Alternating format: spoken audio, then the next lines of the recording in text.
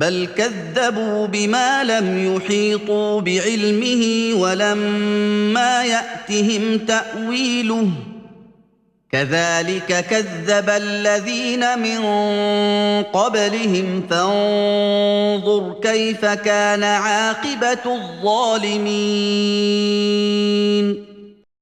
അല്ല, മുഴുവൻ വശവും അവർ സൂക്ഷ്മമായി അറിഞ്ഞിട്ടില്ലാത്ത, അനുഭവ സാക്ഷ്യം അവർക്ക് വന്നു കഴിഞ്ഞിട്ടില്ലാത്ത ഒരു കാര്യത്തെ അവർ നിഷേധിച്ച് തള്ളിയിരിക്കുകയാണ്. അപ്രകാരം തന്നെയാണ് അവരുടെ മുമ്പുള്ളവരും നിഷേധിച്ചു തള്ളിയത്. എന്നിട്ട് ആ അക്രമികളുടെ പര്യവസാനം എങ്ങനെയായിരുന്നുവെന്ന് നോക്കൂ. وَمِنْهُمْ مَنْ يُؤْمِنُ بِهِ وَمِنْهُمْ مَنْ لَا يُؤْمِنُ بِهِ وَرَبُّكَ أَعْلَمُ بِالْمُفْسِدِينَ. അതിൽ വിശ്വസിക്കുന്ന ചിലർ അവരുടെ കൂട്ടത്തിലുണ്ട്, അതിൽ വിശ്വസിക്കാത്ത ചിലരും അവരുടെ കൂട്ടത്തിലുണ്ട്. നിന്റെ രക്ഷിതാവ് കുഴപ്പമുണ്ടാക്കുന്നവരെ സംബന്ധിച്ച് നല്ലവണ്ണം അറിയുന്നവനാകുന്നു.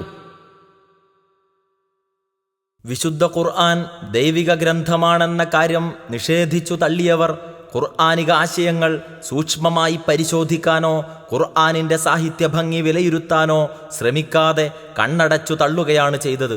വിശുദ്ധ ഖുർആനിൽ പ്രവചിച്ച കാര്യങ്ങൾ സത്യമായി പുലരുന്നത് കണ്ട് ബോധ്യം വരുന്നതിന് അവർ കാത്തിരുന്നില്ല. ഏതാനും വർഷക്കാലം വിശ്വാസപൂർവം കാത്തിരുന്നെങ്കിൽ ഖുർആനിലെ പല പ്രവചനങ്ങളും ശരിയാണെന്നത് അവരുടെ അനുഭവങ്ങൾ കൊണ്ട് തന്നെ തെളിയുമായിരുന്നു. പൂർവ്വ പ്രവാചകന്മാരുടെ കാലത്തെ ജനസമൂഹങ്ങളും ഇതുപോലെ സത്യത്തെ കണ്ണടച്ചു നിഷേധിക്കുകയാണ് ചെയ്തത്. എന്നാൽ ആദ്യത്തിൽ നിഷേധിച്ചു തള്ളിയ ചിലർ പിന്നീട് ശരിയായി ചിന്തിക്കുകയും വിശ്വാസത്തിൻ്റെ വഴിയിലേക്ക് വരികയും ചെയ്തിട്ടുണ്ട്. മറ്റു ചിലർ അവിശ്വാസവും എതിർപ്പും തുടരുകയും ചെയ്തു. പ്രവാചകന്മാരുടെയും വിശ്വാസികളുടെയും നേരെ അക്രമം പ്രവർത്തിക്കുന്നവർ ആരായാലും അവരുടെ പര്യവസാനം വളരെ മോശമായിരിക്കും. ചരിത്ര സംഭവങ്ങൾ അതിന് സാക്ഷ്യം വഹിക്കുന്നു. കുഴപ്പമുണ്ടാക്കുന്നവരെ സംബന്ധിച്ച് സൂക്ഷ്മജ്ഞാനമുള്ള അല്ലാഹു അവർ അർഹിക്കുന്ന ശിക്ഷ അവർക്ക് നൽകുക തന്നെ ചെയ്യുന്നതാണ്. وَإِن كَذَّبُوكَ فَقُل لِّي عَمَلِي وَلَكُمْ عَمَلُكُمْ أَنتُم بَرِيئُونَ مِمَّا أَعْمَلُ وَأَنَا بَرِيءٌ مِّمَّا تَعْمَلُونَ. അവർ നിന്നെ നിഷേധിച്ചു തള്ളുകയാണെങ്കിൽ നീ പറഞ്ഞേക്കുക, എനിക്കുള്ളത് എൻ്റെ കർമ്മമാകുന്നു, നിങ്ങൾക്കുള്ളത് നിങ്ങളുടെ കർമ്മവും. ഞാൻ പ്രവർത്തിക്കുന്നതിൽ നിന്ന് നിങ്ങൾ വിമുക്തരാണ്, നിങ്ങൾ പ്രവർത്തിക്കുന്നതിൽ നിന്ന് ഞാനും വിമുക്തനാണ്.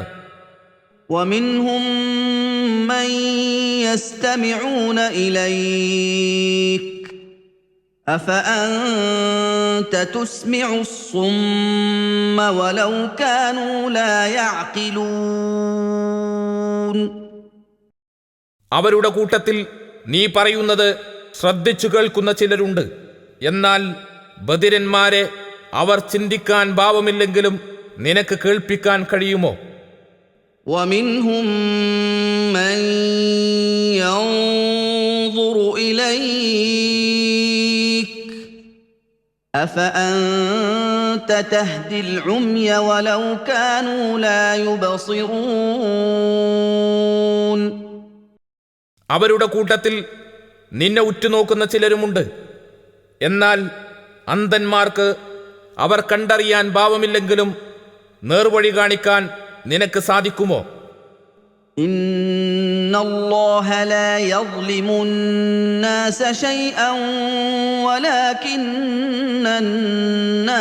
അൻഫുസഹും യദ്ലിമൂൻ. തീർച്ചയായും അല്ലാഹു മനുഷ്യരോടൊട്ടും അനീതി കാണിക്കുന്നില്ല, എങ്കിലും മനുഷ്യർ അവരവരോട് തന്നെ അനീതി കാണിക്കുന്നു.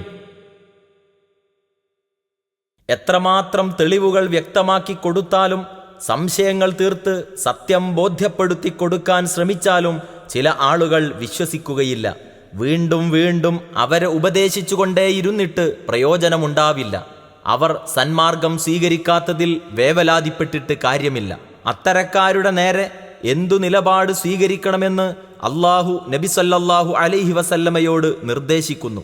എനിക്ക് ശരിയാണെന്ന് ബോധ്യമുള്ളത് ഞാൻ ചെയ്യുന്നു. നിങ്ങൾക്ക് തോന്നുന്നതുപോലെ നിങ്ങളും പ്രവർത്തിച്ചു കൊള്ളുക.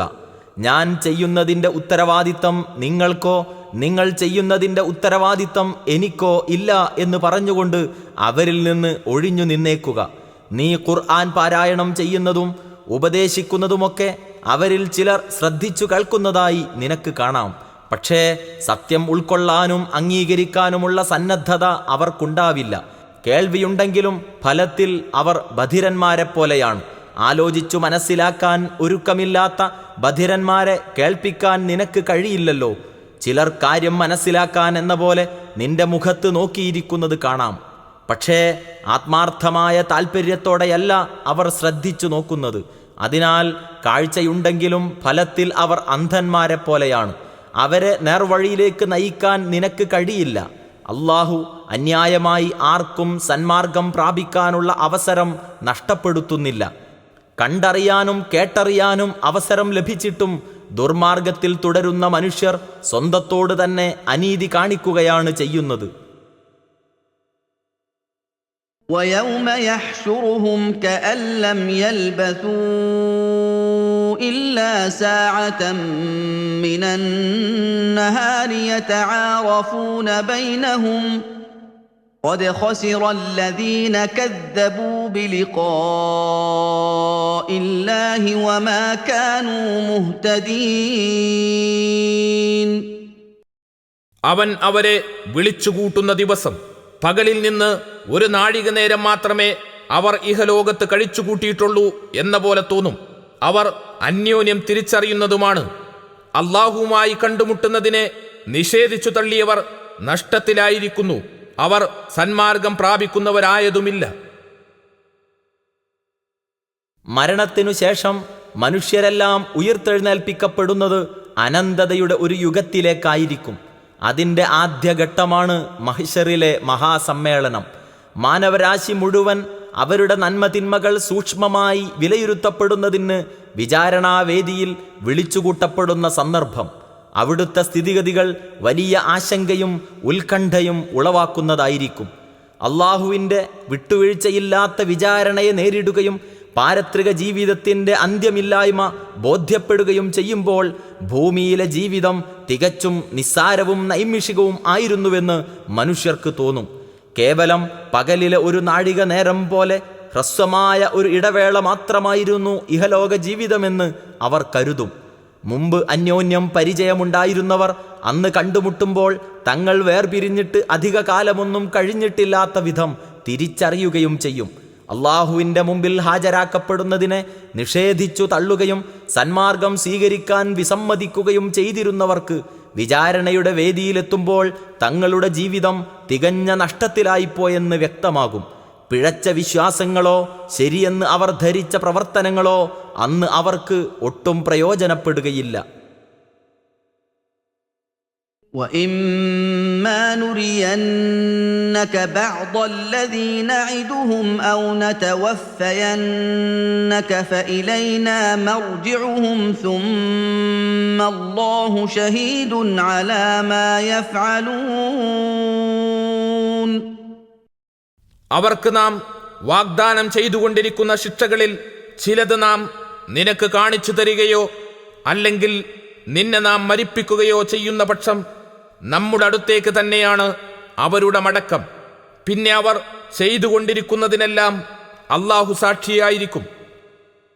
وَلِكُلِّ أُمَّةٍ رَّسُولٌ فَإِذَا جَاءَ رَسُولُهُمْ قُضِيَ بَيْنَهُم بِالْقِسْطِ وَهُمْ لَا يُظْلَمُونَ. ഓരോ സമൂഹത്തിനും ഓരോ ദൂതനുണ്ട്. അങ്ങനെ അവരിലേക്കുള്ള ദൂതൻ വന്നാൽ അവർക്കിടയിൽ തീരുമാനമെടുക്കപ്പെടുന്നതാണ്. അവരോട് അനീതി കാണിക്കപ്പെടുന്നതല്ല. നബി സല്ലല്ലാഹു അലൈഹി വസല്ലമ സത്യനിഷേധികൾക്ക് പ്രധാനമായും താക്കീത് നൽകിയത് പരലോകത്തെ ശിക്ഷയെ സംബന്ധിച്ചാണ്. എന്നാൽ കടുത്ത ധിക്കാരവും അതിക്രമവുമായി മുന്നോട്ട് നീങ്ങുന്നവർക്ക് ഇഹലോകത്തും അള്ളാഹുവിൻ്റെ ശിക്ഷ വന്നുഭവിക്കാനിടയുണ്ടെന്ന് അദ്ദേഹം അവർക്ക് മുന്നറിയിപ്പ് നൽകിയിരുന്നു. ആ വിധത്തിൽ ശിക്ഷ അനുഭവിക്കേണ്ടി വന്ന ചില പൂർവിക സമുദായങ്ങളുടെ ചരിത്രം വിവരിക്കുന്ന ഖുർആൻ സൂക്തങ്ങൾ അദ്ദേഹം അവരെ കേൾപ്പിക്കുകയും ചെയ്തു. സത്യവിശ്വാസികളെ നശിപ്പിക്കാൻ വേണ്ടി നടത്തുന്ന യുദ്ധങ്ങൾ ശത്രുക്കളുടെ പരാജയത്തിലും നാശത്തിലും കലാശിക്കാനുള്ള സാധ്യതയെ സംബന്ധിച്ചും അള്ളാഹുവും റസൂൽ സല്ലല്ലാഹു അലൈഹി വസല്ലമയും അവരെ ഓർമ്മിപ്പിച്ചിട്ടുണ്ട്. എന്നാൽ നബി സല്ലല്ലാഹു അലൈഹി വസല്ലമയെയും അനുചരന്മാരെയും ഉന്മൂലനം ചെയ്തുകൊണ്ട് ഇസ്ലാമിൻ്റെ അന്ത്യം കുറിക്കാമെന്ന വ്യാമോഹമാണ് സത്യനിഷേധികൾ പുലർത്തിയത്. നബി സല്ലല്ലാഹു അലൈഹി വസല്ലമ ജീവിച്ചിരിക്കെ തന്നെ അവർക്ക് ഐഹിക ശിക്ഷ വന്നുഭവിച്ചാലും അതിനു മുമ്പ് അദ്ദേഹം അന്തരിച്ചാലും അള്ളാഹുവിൻ്റെ വിചാരണയും പരലോക ശിക്ഷയും അവർക്ക് അനിവാര്യമാണെന്നും അവരുടെ കർമ്മങ്ങൾക്കെല്ലാം അള്ളാഹു സാക്ഷിയാണെന്നും 46-ാം വചനം വ്യക്തമാക്കുന്നു. എല്ലാ പ്രമുഖ ജനസമൂഹങ്ങളിലേക്കും അള്ളാഹു ദൂതന്മാരെ നിയോഗിച്ചിട്ടുണ്ട്. ഒരു ദൂതനെ അയച്ചിട്ട് ജനങ്ങൾക്ക് സത്യം വ്യക്തമാക്കി കൊടുത്തതിനു ശേഷമല്ലാതെ അള്ളാഹു ആരെയും ശിക്ഷിക്കുകയില്ലെന്ന് സൂറത്തുൽ ഇസ്രായിലെ 15-ാം വചനത്തിൽ നിന്ന് ഗ്രഹിക്കാം. പ്രവാചകൻ നിയോഗിക്കപ്പെടുകയും സത്യം അസന്നിഗ്ധമായി തെളിയിക്കപ്പെടുകയും ചെയ്തു കഴിഞ്ഞാൽ വിശ്വാസികളെ വിജയിപ്പിക്കുകയും നിഷേധികളെ പരാജയപ്പെടുത്തുകയും ചെയ്തുകൊണ്ട് അള്ളാഹുവിൻ്റെ നീതിപൂർവകമായ തീരുമാനമുണ്ടാകും. ഓരോ സമൂഹത്തിലേക്കും നിയോഗിക്കപ്പെട്ട പ്രവാചകനെ പരലോകത്ത് ഹാജരാക്കുകയും അദ്ദേഹം തൻ്റെ ജനതയുടെ കാര്യത്തിൽ സാക്ഷ്യം വഹിച്ചതിനു ശേഷം അള്ളാഹു അവരുടെ കാര്യത്തിൽ നീതിപൂർവകമായ തീരുമാനമെടുക്കുകയും ചെയ്യുന്നതിനെ സംബന്ധിച്ചാണ് 47-ാം വചനത്തിലെ പരാമർശമെന്ന് ചില വ്യാഖ്യാതാക്കൾ അഭിപ്രായപ്പെട്ടിട്ടുണ്ട്. وَيَقُولُونَ مَتَى هَذَا الْوَعْدُ إِن كُنتُمْ صَادِقِينَ. ആ സത്യനിഷേധികൾ പറയും, എപ്പോഴാണ് ഈ വാഗ്ദത്തം നടപ്പിലാക്കുന്നത്? നിങ്ങൾ സത്യവാന്മാരാണെങ്കിൽ. قُل لَّا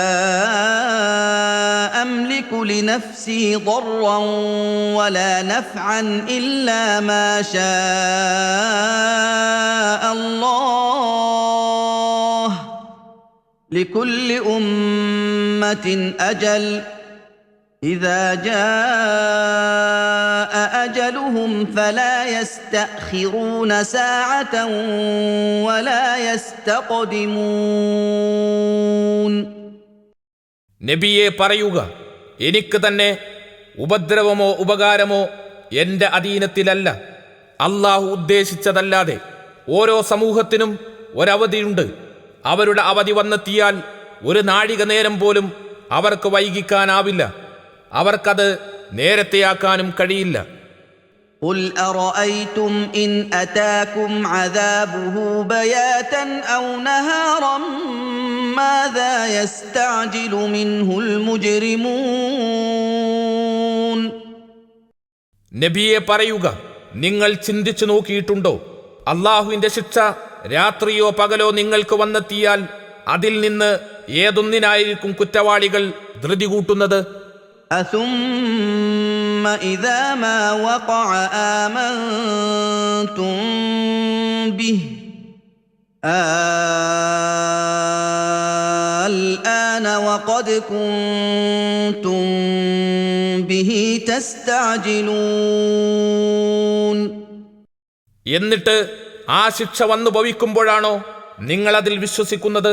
നിങ്ങൾ ഈ ശിക്ഷക്ക് ധൃതി കൂട്ടുന്നവരായിരുന്നല്ലോ. എന്നിട്ടിപ്പോഴാണോ നിങ്ങൾ വിശ്വസിക്കുന്നത്? ثم قيل للذين ظلموا ذوقوا عذاب الخلد هل تجزون إلا بما كنتم تكسبون. പിന്നീട് അക്രമകാരികളോട് പറയപ്പെടും, നിങ്ങൾ ശാശ്വത ശിക്ഷ ആസ്വദിച്ചുകൊള്ളുക. നിങ്ങൾ സമ്പാദിച്ചിരുന്നതിനല്ലാതെ നിങ്ങൾക്ക് പ്രതിഫലം നൽകപ്പെടുമോ? ധിക്കാരവും അതിക്രമവും തുടർന്നാൽ അള്ളാഹുവിൻ്റെ ശിക്ഷ അനുഭവിക്കേണ്ടി വരുമെന്ന് നബി സല്ലല്ലാഹു അലൈഹി വസല്ലമ താക്കീത് നൽകുമ്പോൾ സത്യനിഷേധികൾ പരിഹാസപൂർവം ചോദിച്ചിരുന്നത്, നിങ്ങൾ പറയുന്നത് സത്യമാണെങ്കിൽ അത് സംഭവിക്കാൻ വൈകുന്നത് എന്തുകൊണ്ടാണ്? എപ്പോഴാണ് അതിൻ്റെ അവധി എന്നൊക്കെയാണ്. അവർക്ക് എങ്ങനെ മറുപടി നൽകണമെന്നാണ് 49 മുതൽ 52 കൂടിയുള്ള വചനങ്ങളിലൂടെ നബി സല്ലല്ലാഹു അലൈഹി വസല്ലമയോട് അള്ളാഹു നിർദ്ദേശിക്കുന്നത്. എൻ്റെ സ്വന്തം കാര്യത്തിൽ പോലും അള്ളാഹു ഉദ്ദേശിച്ച പോലെ സംഭവിക്കുമെന്നേ എനിക്ക് പറയാൻ സാധിക്കൂ. എനിക്ക് തന്നെ വല്ല ഉപദ്രവവും ഉണ്ടാകുന്നതിലോ ഒഴിവാകുന്നതിലോ വല്ല നേട്ടവും ലഭിക്കുന്നതിലോ എൻ്റെ സ്വന്തം തീരുമാനമല്ല, അള്ളാഹുവിൻ്റെ ഉദ്ദേശമാണ് നടപ്പിലാവുക. പിന്നെ എങ്ങനെയാണ് അള്ളാഹുവിൻ്റെ ശിക്ഷ എപ്പോൾ സംഭവിക്കുമെന്ന് എനിക്ക് പറയാൻ കഴിയുക? എന്നാൽ ഒരു കാര്യം നിങ്ങൾ മനസ്സിലാക്കണം. ഓരോ ജനസമൂഹത്തിനും അവരുടെ തകർച്ചയ്ക്കും നാശത്തിനും അള്ളാഹു ഒരു അവധി നിശ്ചയിച്ചിട്ടുണ്ട്. അവൻ നിശ്ചയിച്ചതുപോലെ തന്നെ സംഭവിക്കും. അതിൽ ഏറ്റക്കുറവ് വരുത്താൻ ആർക്കും കഴിയില്ല. അള്ളാഹുവിൻ്റെ ശിക്ഷ വരുന്നത് അപ്രതീക്ഷിതമായിട്ടായിരിക്കും. അത് ഏത് രാത്രിയോ പകലോ സംഭവിക്കാം. ഇപ്പോൾ പരിഹാസപൂർവം ശിക്ഷയ്ക്ക് ധൃതി കൂട്ടുന്നവർ അത് സംഭവിച്ചു കഴിഞ്ഞാലും ധൃതി കൂട്ടാൻ ധൈര്യം കാണിക്കുമോ? ധൃതി കൂട്ടുമെങ്കിൽ ഏത് തരം ശിക്ഷ ലഭിക്കണമെന്നായിരിക്കും അവരുടെ ആവശ്യം? ഇല്ല.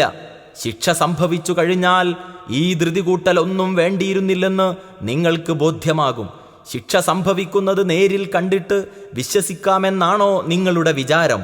എങ്കിൽ ഗത്യന്തരമില്ലെന്ന് ബോധ്യം വരുന്ന ആ സന്ദർഭത്തിൽ വിശ്വസിച്ചതുകൊണ്ട് യാതൊരു പ്രയോജനവും ഉണ്ടാവില്ല. ഈ ശിക്ഷക്കായിരുന്നല്ലോ നിങ്ങൾ നിഷേധഭാവത്തിൽ ധൃതി കാണിച്ചിരുന്നത്.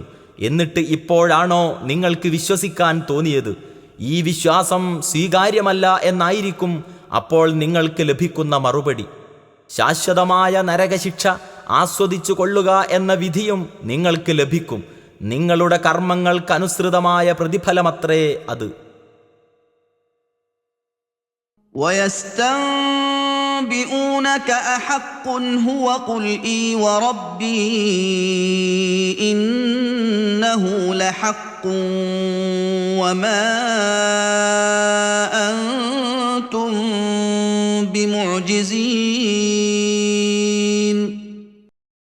ഇത് സത്യമാണോ എന്ന് നിന്നോടവർ അന്വേഷിക്കുന്നു. പറയുക, അതെ, എൻ്റെ രക്ഷിതാവിനെ തന്നെയാണ്. തീർച്ചയായും അത് സത്യം തന്നെയാണ്. നിങ്ങൾക്ക് തോൽപ്പിച്ചു കളയാനാവില്ല.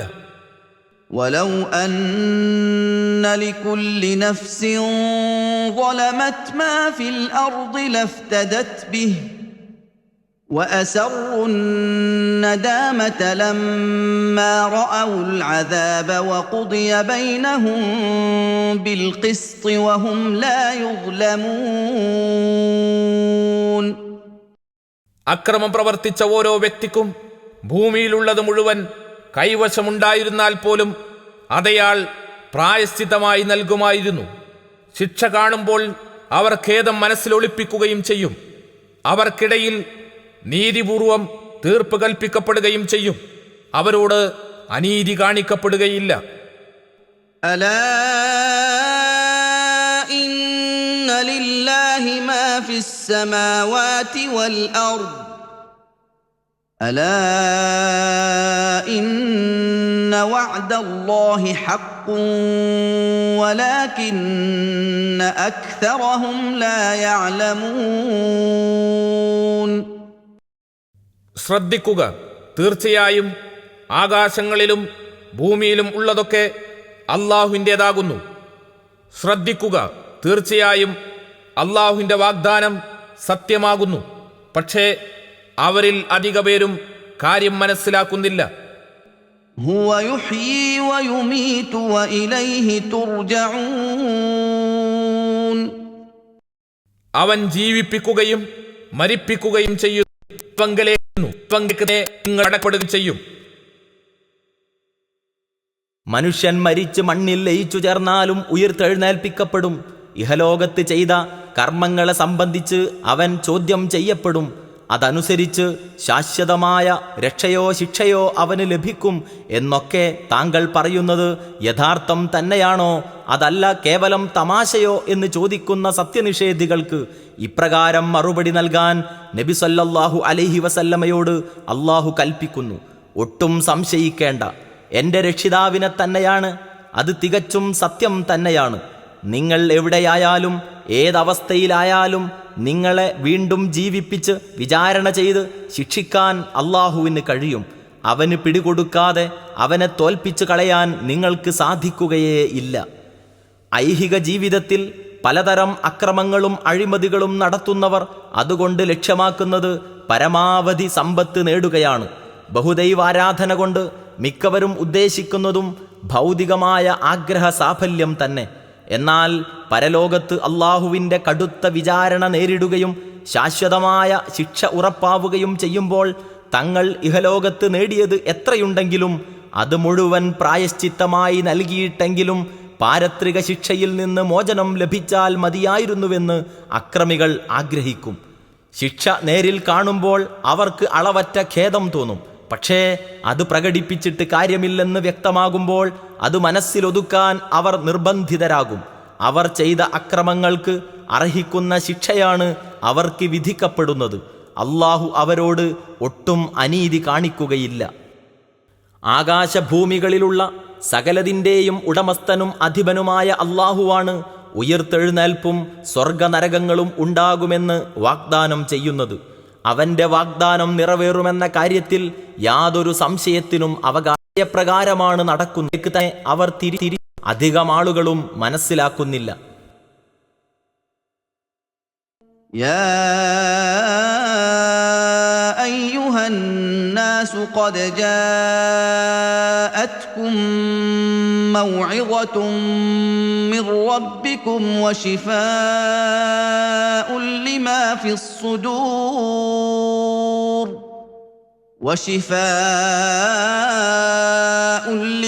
في الصدور وهدى ورحمة للمؤمنين. മനുഷ്യരെ, നിങ്ങളുടെ രക്ഷിതാവിങ്കൽ നിന്നുള്ള സതുപദേശവും മനസ്സുകളിലുള്ള രോഗത്തിന് ശമനവും നിങ്ങൾക്ക് വന്നു കിട്ടിയിരിക്കുന്നു. സത്യവിശ്വാസികൾക്ക് മാർഗദർശനവും കാരുണ്യവും വന്നു കിട്ടിയിരിക്കുന്നു. قل بفضل الله وبرحمته فبذلك فليفرحوا هو خير مما يجمعون. പറയുക, അള്ളാഹുവിൻ്റെ അനുഗ്രഹവും കാരുണ്യവും കൊണ്ടാണത്. അതുകൊണ്ടവർ സന്തോഷിച്ചു കൊള്ളട്ടെ. അതാണ് അവർ സമ്പാദിച്ചു കൂട്ടിക്കൊണ്ടിരിക്കുന്നതിനേക്കാൾ ഉത്തമമായിട്ടുള്ളത്. ലോകാവസാനം വരെയുള്ള മനുഷ്യവർഗത്തിന് മുഴുവൻ അവരുടെ ജീവിതത്തെ വിജയത്തിലേക്ക് നയിക്കുന്നതിന് ഉതകുന്ന സതുപദേശങ്ങളാണ് വിശുദ്ധ ഖുർആനിലുള്ളത്. അവരുടെ മനസ്സിനെ രോഗാതുരമാക്കുന്ന അജ്ഞതയ്ക്കും അന്ധവിശ്വാസങ്ങൾക്കും കാപട്യത്തിനും തെറ്റിദ്ധാരണകൾക്കും അസൂയക്കും വൈരാഗ്യത്തിനും മറ്റും ഖുർആനിക നിർദ്ദേശങ്ങൾ ശമനം നൽകുകയും ചെയ്യുന്നു. ഗുണകരമായ എല്ലാ കാര്യങ്ങളും ആജ്ഞാപിക്കുകയും ദോഷകരമായതെല്ലാം വിലക്കുകയും ചെയ്തുകൊണ്ട് വിശുദ്ധ ഖുർആൻ മനുഷ്യരെ സന്മാർഗത്തിലേക്ക് നയിക്കുന്നു. വിശ്വാസപൂർവം ഖുർആനിക അധ്യാപനങ്ങൾ അനുസരിക്കുന്നവർ ഇഹലോകത്തും പരലോകത്തും അള്ളാഹുവിൻ്റെ അനുഗ്രഹങ്ങൾക്ക് അവകാശികളായിരിക്കും. വിധിവിലക്കുകൾ അടങ്ങിയ മാർഗദർശക ഗ്രന്ഥം അള്ളാഹു അവതരിപ്പിച്ചത് മനുഷ്യരെ വിഷമിപ്പിക്കാൻ വേണ്ടിയല്ല. അവൻ്റെ അനുഗ്രഹവും കാരുണ്യവും കൊണ്ടാണ് അവർ വഴിതെറ്റി അധപ്പതിച്ചു പോകാതിരിക്കാൻ വേണ്ടി നന്മതിന്മകൾ വേർതിരിച്ചു കാണിക്കുന്ന ഗ്രന്ഥം അവതരിപ്പിച്ചത്. ദൈവിക ഗ്രന്ഥത്തിൻ്റെ ലബ്ധിയിൽ സൽബുദ്ധിയുള്ള മനുഷ്യർ സന്തോഷിക്കുകയാണ് വേണ്ടത്. വിശുദ്ധ ഖുർആനിനെ പലരും നിഷേധിച്ചു തള്ളുകയോ അവഗണിക്കുകയോ ചെയ്യുന്നത് തെറ്റായ വഴിയിലൂടെ ഭൗതിക നേട്ടങ്ങൾ കരഗതമാക്കാൻ വേണ്ടിയാണ്. ചിലർക്ക് ധനസമ്പാദന വ്യഗ്രതക്കിടയിൽ ഖുർആൻ പഠിക്കാൻ അവസരം ലഭിക്കാതെ പോകുകയും ചെയ്യുന്നു. എന്നാൽ അവരുടെ സമ്പാദ്യങ്ങളൊക്കെ ക്ഷണികമായ ഇഹലോകത്ത് മാത്രമേ പ്രയോജനപ്പെടുകയുള്ളൂ. എന്നാൽ ഖുർആനിക മാർഗദർശനം ഇഹലോകത്ത് മൗലികമായ നേട്ടങ്ങൾ ഉണ്ടാക്കുന്നതിനു പുറമെ ശാശ്വതമായ പരലോക സൗഖ്യത്തിന് ഉപകരിക്കുകയും ചെയ്യും. قل أرأيتم ما أنزل الله لكم من رزق فجعلتم منه حراما وحلالا قل الله أذن لكم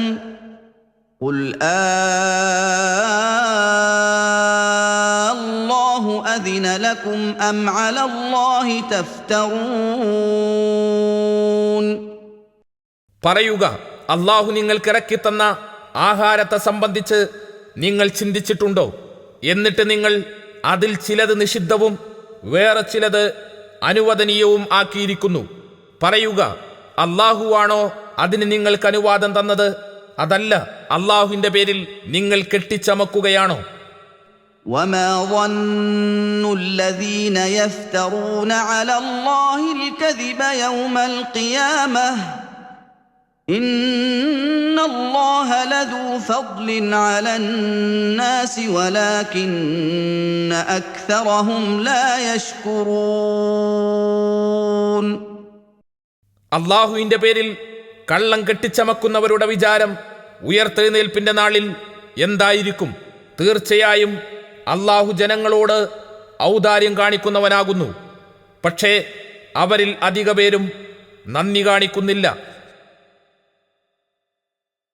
സസ്യാഹാരവും മാംസാഹാരവുമെല്ലാം നമുക്ക് ലഭ്യമാകുന്നത് ഉപരിഭാഗത്തു നിന്ന് അള്ളാഹു ചൊരിഞ്ഞു തരുന്ന മഴയും സൂര്യപ്രകാശവും നിമിത്തമാണ്. ബീജകോശങ്ങളിൽ അള്ളാഹു ഉൾക്കൊള്ളിച്ച ജനിതക വ്യവസ്ഥയനുസരിച്ചാണ് സസ്യങ്ങളും ജന്തുക്കളും വളരുന്നതും നിലനിൽക്കുന്നതും. അവയിൽ ഏതൊക്കെ നിഷിദ്ധം, ഏതൊക്കെ അനുവദനീയം എന്ന് നിശ്ചയിക്കാനുള്ള അധികാരം സൃഷ്ടികളെ സംബന്ധിച്ച് സൂക്ഷ്മമായി അറിയുന്ന അള്ളാഹുവിന് മാത്രമേയുള്ളൂ. എന്നാൽ ചില മതാചാര്യന്മാരും പുരോഹിതന്മാരും സ്വന്തം ഇച്ഛയനുസരിച്ച് ഭക്ഷ്യവസ്തുക്കളിൽ ചിലത് ഹറാമെന്നും മറ്റു ചിലത് ഹലാലെന്നും വേർതിരിക്കുന്നുണ്ട്. ഇങ്ങനെ വിധിവിലക്കുകൾ ഏർപ്പെടുത്താൻ അള്ളാഹു നിങ്ങൾക്ക് അനുവാദം നൽകിയിട്ടുണ്ടോ? അതല്ല, സ്വന്തം വകയായി അള്ളാഹുവിൻ്റെ പേരിൽ നിങ്ങൾ മതവിധികൾ കെട്ടിച്ചമക്കുകയാണോ എന്ന് അവരോട് ചോദിക്കേണ്ടതാണ്. അള്ളാഹു നിഷിദ്ധമാക്കിയിട്ടുണ്ടെന്ന് തെളിയിക്കാൻ അവർക്ക് കഴിയുകയില്ല. അപ്പോൾ അത് അവരുടെ സ്വയം നിർമ്മിത വിധിയാണെന്ന് വ്യക്തം. അള്ളാഹുവിൻ്റെ പേരിൽ വ്യാജമായ വിധി കെട്ടിച്ചമക്കുന്നവർ ഉയിർത്തെഴുന്നേൽപ്പിൻ്റെ നാളിൽ നേരിടേണ്ടി വരുന്ന ഭവിഷ്യത്തുകളെ സംബന്ധിച്ച് എന്തായിരിക്കും വിചാരിക്കുന്നത്? വ്യാജങ്ങളും കൃത്രിമങ്ങളും വിലപ്പോവാത്ത ആ ദിവസത്തിൽ അവർക്ക് യാതൊരു രക്ഷാമാർഗവും ഉണ്ടാവുകയില്ല. ജനങ്ങളോടുള്ള ഔദാര്യം കൊണ്ടാണ് ചുരുക്കം ചില ഭക്ഷ്യവസ്തുക്കൾ ഒഴിച്ച് മറ്റുള്ളതെല്ലാം അള്ളാഹു അനുവദിക്കുന്നത്. അവയിൽ ചിലത് ന്യായം കൂടാതെ നിഷിദ്ധമാക്കുന്നവർ ജനങ്ങൾക്ക് വിഷമമുണ്ടാക്കുകയാണ് ചെയ്യുന്നത്. പക്ഷേ അധിക പേരും ഈ യാഥാർത്ഥ്യം മനസ്സിലാക്കി അള്ളാഹുവോട് നന്ദി കാണിക്കുന്നില്ല. وما تكون في شأن وما تتلو منه من قرآن ولا تعملون من عمل إلا كنا عليكم شهودا إذ تفيضون فيه وما يعزب عن ربك من مثقال ذرة في الأرض ولا في السماء ولا أصغر من ذلك ولا أكبر إلا في كتاب مبين. നബിയെ, നീ വല്ല കാര്യത്തിലും ഏർപ്പെടുകയോ അതിനെ സംബന്ധിച്ച് ഖുർആനിൽ നിന്ന് വല്ലതും ഓതിക്കേൾപ്പിക്കുകയോ നിങ്ങൾ അഥവാ ജനങ്ങൾ ഏതെങ്കിലും പ്രവർത്തനത്തിൽ ഏർപ്പെടുകയോ ചെയ്യുന്നുവെങ്കിൽ നിങ്ങൾ അതിൽ മുഴുകുന്ന സമയത്ത് നിങ്ങളുടെ മേൽ സാക്ഷിയായി നാം ഉണ്ടാകാതിരിക്കുകയില്ല. ഭൂമിയിലോ ആകാശത്തോ ഉള്ള ഒരണുവിൻ്റെ തൂക്കമെങ്കിലുമുള്ള യാതൊന്നും നിന്റെ രക്ഷിതാവിൽ നിന്ന് വിട്ടുപോവുകയില്ല. അതിനേക്കാൾ ചെറുതോ വലുതോ ആയിട്ടുള്ള യാതൊന്നും സ്പഷ്ടമായ ഒരു രേഖയിൽ ഉൾപ്പെടാത്തതായി ഇല്ല. മനുഷ്യരുടെ മുഴുവൻ പ്രവർത്തനങ്ങൾക്കും അള്ളാഹു സാക്ഷിയായതിനാൽ നല്ല കാര്യങ്ങളിൽ ഏർപ്പെടുന്നവർക്കെല്ലാം അവരുടെ മുഴുവൻ കർമ്മങ്ങൾക്കും പൂർണ്ണമായ പ്രതിഫലം ലഭിക്കുമെന്ന് പ്രതീക്ഷിക്കാവുന്നതാണ്. അള്ളാഹു മാപ്പ് നൽകാത്ത പക്ഷം കുറ്റകൃത്യങ്ങൾക്കെല്ലാം ശിക്ഷയനുഭവിക്കേണ്ടി വരുമെന്ന ആശങ്ക എല്ലാവർക്കും ഉണ്ടായിരിക്കേണ്ടതുമാണ്. ആകാശഭൂമികളിലുള്ള സൂക്ഷ്മവും സ്ഥൂലവുമായ മുഴുവൻ വസ്തുക്കളും അള്ളാഹുവിൻ്റെ അറിവിൻ്റെയും കഴിവിൻ്റെയും പരിധിക്കുള്ളിലാകുന്നു. അവൻ്റെ തീരുമാനപ്രകാരമല്ലാതെ യാതൊന്നും സൃഷ്ടിക്കപ്പെടുകയോ നിലനിൽക്കുകയോ നശിപ്പിക്കപ്പെടുകയോ ചെയ്യുന്നില്ല. അള്ളാഹുവിൻ്റെ അന്യൂനവും സമ്പൂർണവുമായ രേഖയിൽ ചെറുതും വലുതുമായ സകല കാര്യങ്ങളും രേഖപ്പെടുത്തപ്പെട്ടിട്ടുണ്ട്. യാതൊന്നും അവൻ്റെ നിശ്ചയപ്രകാരമല്ലാതെ സംഭവിക്കുകയില്ല. യാതൊന്നും അവൻ്റെ ശ്രദ്ധയിൽ നിന്ന് വിട്ടുപോവുകയില്ല. അലാ ഇന്ന ഔലിയാ അല്ലാഹി ലാ ഖൗഫുൻ അലൈഹിം വലാ ഹും യഹ്സനൂൻ. ശ്രദ്ധിക്കുക, തീർച്ചയായും അല്ലാഹുവിന്റെ മിത്രങ്ങളാരോ അവർക്ക് യാതൊരു ഭയവുമില്ല, അവർ ദുഃഖിക്കേണ്ടി വരികയുമില്ല. الذين آمنوا وكانوا يتقون. വിശ്വസിക്കുകയും സൂക്ഷ്മത പാലിച്ചുകൊണ്ടിരിക്കുകയും ചെയ്യുന്നവരത്രേ അവർ. لهم البشرى في الحياة الدنيا وفي الآخرة لا تبديل لكلمات الله ذلك هو الفوز العظيم. അവർക്കാണ് ഐഹിക ജീവിതത്തിലും പരലോകത്തും സന്തോഷവാർത്തയുള്ളത്. അള്ളാഹുവിന്റെ വചനങ്ങൾക്ക് യാതൊരു മാറ്റവുമില്ല. ആ സന്തോഷവാർത്ത തന്നെയാണ് മഹത്തായ ഭാഗ്യം. അടുപ്പം എന്നർത്ഥമുള്ള വലിയ എന്ന മൂലത്തിൽ നിന്നുള്ളതാണ് വലിയ എന്ന പദം. അതിൻ്റെ ബഹുവചനമാണ് ഔലിയാ. ബന്ധു, അടുത്തവൻ, മിത്രം എന്നൊക്കെയാണ് വലിയ എന്ന പദത്തിൻ്റെ അർത്ഥം. ശത്രു എന്നർത്ഥമുള്ള അദുവ് എന്ന പദത്തിൻ്റെ വിപരീതമായി വലിയ എന്ന പദമാണ് പ്രയോഗിക്കപ്പെടാറുള്ളത്. അള്ളാഹുവിൻ്റെ വലിയുകൾ അഥവാ മിത്രങ്ങൾ ആരാണെന്ന് 63-ാം വചനത്തിൽ വ്യക്തമാക്കിയിരിക്കുന്നു. അള്ളാഹുവിലും വിശ്വസിക്കേണ്ട മറ്റു കാര്യങ്ങളിലും ശരിയാം വിധം വിശ്വസിക്കുകയും അള്ളാഹുവിൻ്റെ വിധിവിലക്കുകൾ അനുസരിച്ച് സൂക്ഷ്മതയോടെ ജീവിക്കുകയും ചെയ്യുന്നവരാരോ അവരാണ് യഥാർത്ഥത്തിൽ അള്ളാഹുവിൻ്റെ വലിയുകൾ. കുളിക്കാതെ, വസ്ത്രങ്ങൾ കഴുകാതെ, മുടി ചീകാതെ, മുഷിഞ്ഞു നാറിയ രീതിയിൽ നടക്കുകയും മതവിധികൾ മാനിക്കാതെ ജീവിക്കുകയും ചെയ്യുന്നവരെ ഔലിയാക്കളായി ഗണിക്കുന്നത് ഈ ഖുർആൻ സൂക്തത്തിന് വിരുദ്ധമാകുന്നു. അഭൗതികമായ രീതിയിൽ ജനങ്ങളുടെ ആവശ്യങ്ങൾ നിറവേറ്റിക്കൊടുക്കുന്നവരോ അത്ഭുത സിദ്ധികൾ കാണിച്ച് ആളുകളെ അമ്പരപ്പിക്കുന്നവരോ ആണ് ഔലിയാക്കളെന്ന ധാരണയ്ക്ക് യാതൊരു അടിസ്ഥാനവുമില്ലെന്ന് ഈ സൂക്തം തെളിയിക്കുന്നു. ഔലിയാക്കളെ സംബന്ധിച്ച മൂഢധാരണകളുടെ പേരിൽ മുസ്ലിം സമുദായത്തിൽ നടക്കുന്ന അനാചാരങ്ങൾക്കും അഴിമതികൾക്കും ചൂഷണങ്ങൾക്കും കയ്യും കണക്കുമില്ല. സത്യവിശ്വാസം സ്വീകരിക്കുകയും അള്ളാഹുവിൻ്റെ വിധിവിലക്കുകൾ പാലിക്കുകയും ചെയ്യുന്ന യഥാർത്ഥ വലിയുകൾക്ക് ലഭിക്കുന്ന നേട്ടങ്ങളായി 4 കാര്യങ്ങളാണ് ഈ സൂക്തങ്ങളിൽ അള്ളാഹു എടുത്തു പറയുന്നത്. 1.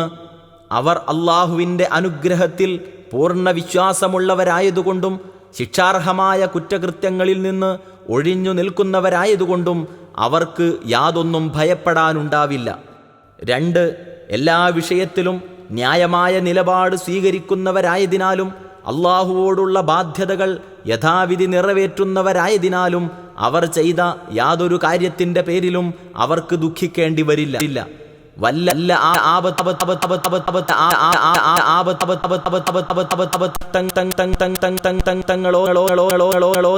നേരിട്ടാലും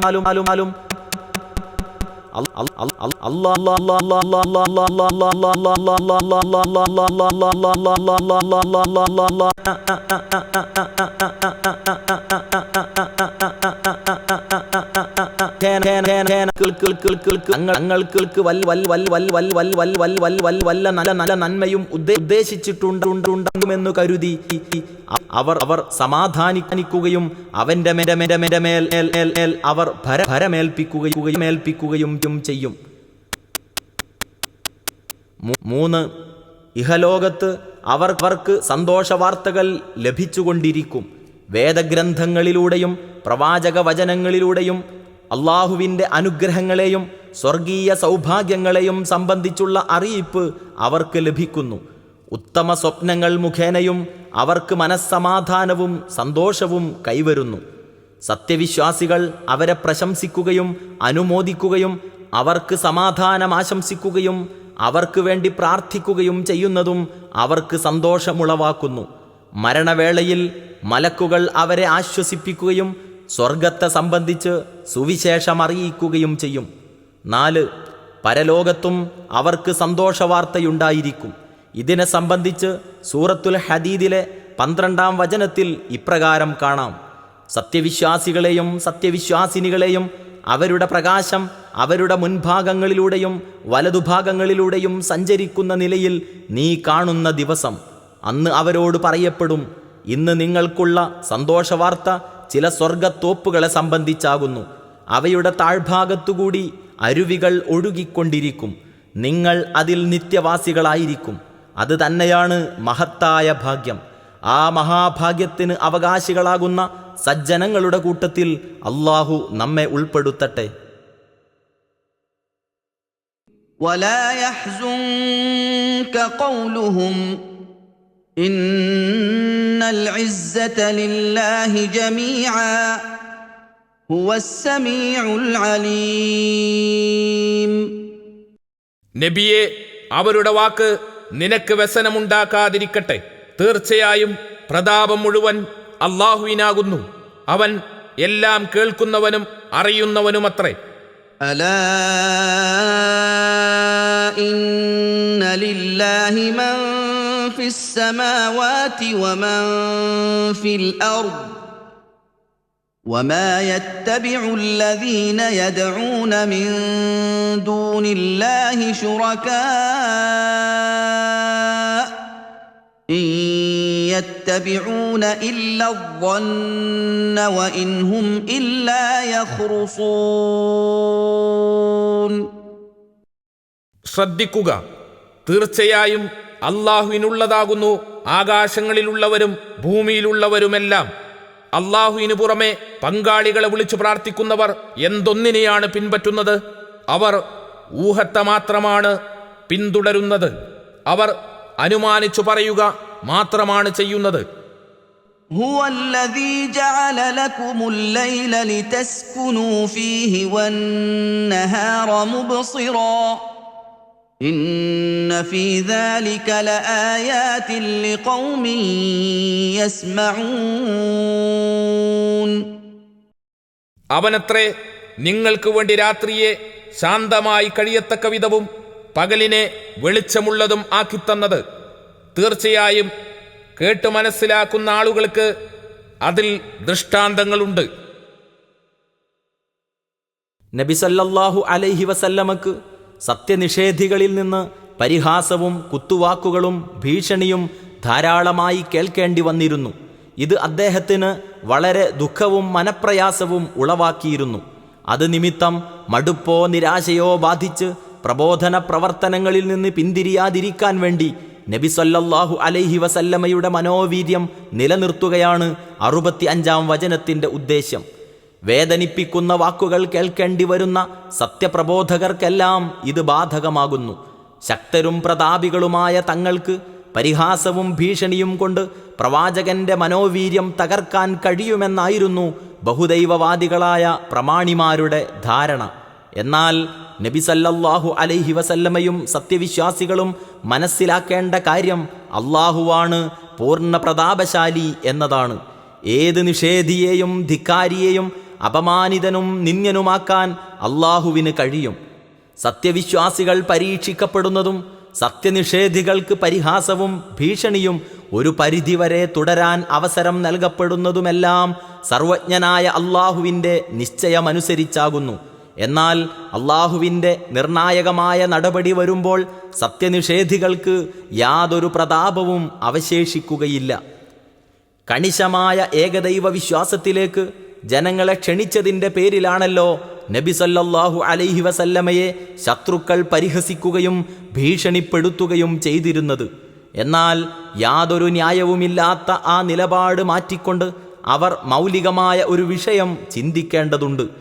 ആകാശഭൂമികളിലുള്ളവരുടെയെല്ലാം സൃഷ്ടാവും അധിപനും അല്ലാഹുവായിരിക്കെ ആരാധനയിലും പ്രാർത്ഥനയിലും മറ്റുള്ളവരെ പങ്കുചേർക്കുന്നതിന് ഏത് പ്രമാണത്തിൻ്റെ പിൻബലമാണുള്ളതെന്ന് അവർ ഗൗരവബുദ്ധ്യാ ചിന്തിക്കേണ്ടതുണ്ട്. ബഹുദൈവാരാധന യാതൊരു വേദഗ്രന്ഥത്തിലും നിർദ്ദേശിച്ചിട്ടില്ല. പ്രവാചകന്മാരാരും അത് പഠിപ്പിച്ചിട്ടില്ല. ഇതര ദൈവങ്ങളെ സംബന്ധിച്ച സങ്കല്പങ്ങളും ഐതിഹ്യങ്ങളുമെല്ലാം കേവലം ഊഹത്തെയും അനുമാനത്തെയും ആസ്പദമാക്കിയുള്ളതാകുന്നു. അള്ളാഹുവിൻ്റെ അപാരമായ അനുഗ്രഹങ്ങൾ ആസ്വദിക്കുന്ന മനുഷ്യർ അവനോട് നന്ദി കാണിക്കുകയും പരമമായ വണക്കം അവനു മാത്രം അർപ്പിക്കുകയുമാണ് വേണ്ടത്. കഠിനാധ്വാനത്തിൻ്റെയും മാനസിക സംഘർഷത്തിൻ്റെയും പകലുകൾക്ക് ശേഷം സ്വസ്ഥമായി കുടുംബജീവിതത്തിൻ്റെ സൗഖ്യം അനുഭവിച്ചും സുഖനിദ്രയിൽ ലയിച്ചും സമാധാനം കൈവരിക്കാൻ ഉപയുക്തമായ രാത്രിയും അതിനുശേഷം ജീവജാലങ്ങൾക്കെല്ലാം ഊർജ്ജസ്വലതയോടെ ഉപജീവനം തേടാനും ജീവിത വ്യവഹാരങ്ങളിൽ ഏർപ്പെടാനും ഉപയുക്തമായ പ്രകാശപൂരിതമായ പകലും മാറി മാറി വരുന്ന വ്യവസ്ഥ സംവിധാനിച്ച അള്ളാഹുവിൻ്റെ അനുഗ്രഹത്തെ സംബന്ധിച്ചെങ്കിലും മനുഷ്യർ ചിന്തിച്ചിരുന്നെങ്കിൽ ദൈവിക വചനങ്ങൾ കേട്ട് യഥോചിതം വിലയിരുത്താനുള്ള സന്മനസ് അവർക്ക് ഉണ്ടാകുമായിരുന്നു. قالوا اتخذ الله ولدا سبحانه هو الغني له ما في السماوات وما في الأرض إن عندكم من سلطان بهذا أتقولون على الله ما لا تعلمون. അല്ലാഹു ഒരു സന്താനത്തെ സ്വീകരിച്ചിരിക്കുന്നു എന്ന് അവർ പറഞ്ഞു. അവൻ എത്ര പരിശുദ്ധൻ! അവൻ പരാശ്രയമുക്തനത്രേ.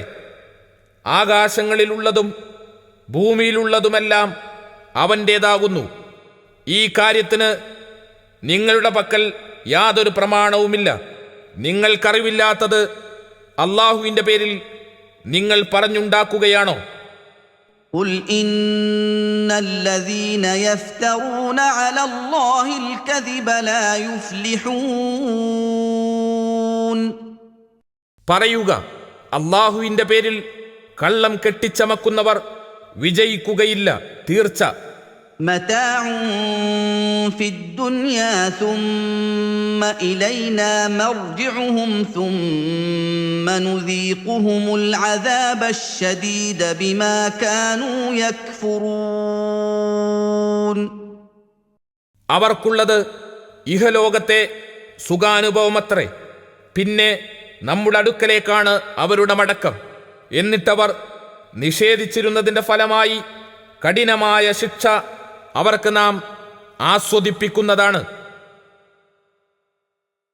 അറേബ്യയിലെ ബഹുദൈവാരാധകർ വാദിച്ചു മലക്കുകൾ അള്ളാഹുവിൻ്റെ പുത്രിമാരാണെന്ന്. ഉസൈർ അലൈഹിസ്സലാം അഥവാ എസ്രാ പ്രവാചകൻ ദൈവപുത്രനാണെന്ന് ചില യഹൂദർ വിശ്വസിച്ചു. യേശുക്രിസ്തു ദൈവപുത്രനാണെന്ന് ബഹുഭൂരിപക്ഷം ക്രിസ്ത്യാനികളും വിശ്വസിക്കുന്നു. ലോകരക്ഷിതാവിന് സന്തതികളെ സങ്കൽപ്പിക്കുന്ന സകല വിശ്വാസങ്ങളെയും ഈ വചനങ്ങളിൽ വിമർശിക്കുന്നു. അത്യുന്നതനും അനാദ്യനും അനശ്വരനും ആകാശഭൂമികളിലുള്ള സകല വസ്തുക്കളുടെയും ഉടമസ്ഥനുമായ അള്ളാഹുവിൻ്റെ മഹത്വത്തിനും വിശുദ്ധിക്കും നിരക്കാത്ത കാര്യമാകുന്നു അവന് ഭാര്യയോ സന്താനമോ ഉണ്ടാവുക എന്നത്. സ്വയം സമ്പൂർണനും സ്വാശ്രയനുമാകുന്നു അവൻ. അവന് സൃഷ്ടികളിൽ ആരെയും ആശ്രയിക്കേണ്ടതില്ല. എല്ലാവരും അവനെ ആശ്രയിക്കേണ്ടവരാകുന്നു. ഭാര്യാസന്താനങ്ങളെ സ്വീകരിക്കുകയോ ആശ്രയിക്കുകയോ ചെയ്യുന്നത് സൃഷ്ടികളുടെ സ്വഭാവമാകുന്നു. സൃഷ്ടാവിനെ സൃഷ്ടികളോട് സാമ്യപ്പെടുത്തുന്നത് ഗുരുതരമായ കുറ്റമാണ്. അള്ളാഹുവിന് പുത്രനോ പുത്രിയോ ഉണ്ടെന്ന വാദത്തിന് വേദഗ്രന്ഥങ്ങളിലോ പ്രവാചകന്മാരുടെ വചനങ്ങളിലോ യാതൊരു തെളിവുമില്ല. ആധികാരികമായ യാതൊരു അറിവുമില്ലാതെ അള്ളാഹുവിൻ്റെ മേൽ കെട്ടിച്ചമച്ച ഒരു വാദമാണത്. അവൻ്റെ മേൽ വ്യാജവാദങ്ങൾ ചമയ്ക്കുന്നത് ഗുരുതരമായ കുറ്റമാണ്. അങ്ങനെ ചെയ്യുന്നവർക്ക് യഥാർത്ഥ വിജയം നേടാൻ കഴിയില്ല. ഭൗതിക ലോകത്തെ ക്ഷണികമായ സുഖവും സമൃദ്ധിയും അവർക്ക് ലഭിക്കുമെങ്കിലും അത് കഴിഞ്ഞ് അള്ളാഹുവിങ്കലേക്ക് തിരിച്ചെത്തുമ്പോൾ അവിശ്വാസത്തിൻ്റെ പേരിൽ കഠിനമായ ശിക്ഷയായിരിക്കും അവർക്കുള്ള പ്രതിഫലം. واتل عليهم نبأ نوح إذ قال لقومه يا قوم إن كان كبر عليكم مقامي وتذكيري بآيات الله فعلى الله توكلت فأجمعوا أمركم وشركاءكم ثم لا يكن أمركم عليكم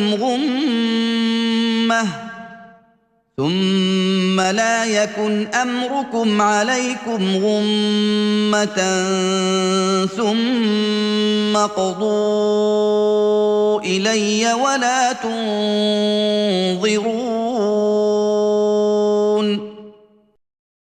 നബിയെ, നീ അവർക്ക് നൂഹിനെ സംബന്ധിച്ച വിവരം ഓതി കേൾപ്പിക്കുക.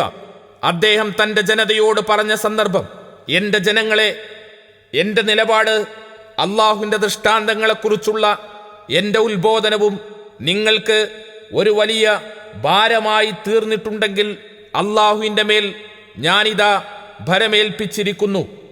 എന്നാൽ നിങ്ങളുടെ കാര്യം നിങ്ങളും നിങ്ങൾ പങ്കാളികളാക്കിയവരും കൂടി തീരുമാനിച്ചുറപ്പിച്ചുകൊള്ളുക.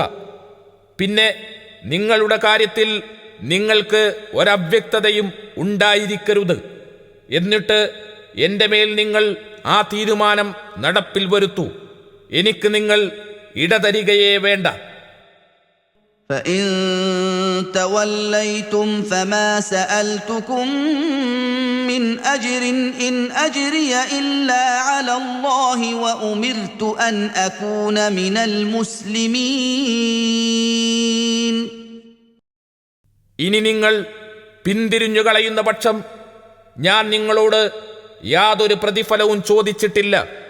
എനിക്ക് പ്രതിഫലം തരേണ്ടത് അല്ലാഹു മാത്രമാകുന്നു. കീഴ്പ്പെടുന്നവരുടെ കൂട്ടത്തിൽ ആയിരിക്കാനാണ് ഞാൻ കൽപ്പിക്കപ്പെട്ടിട്ടുള്ളത്.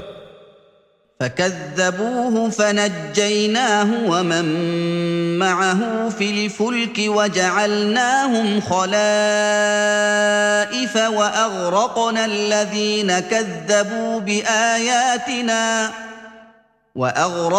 الذين كذبوا بآياتنا فانظر كيف كان عاقبة المنذرين.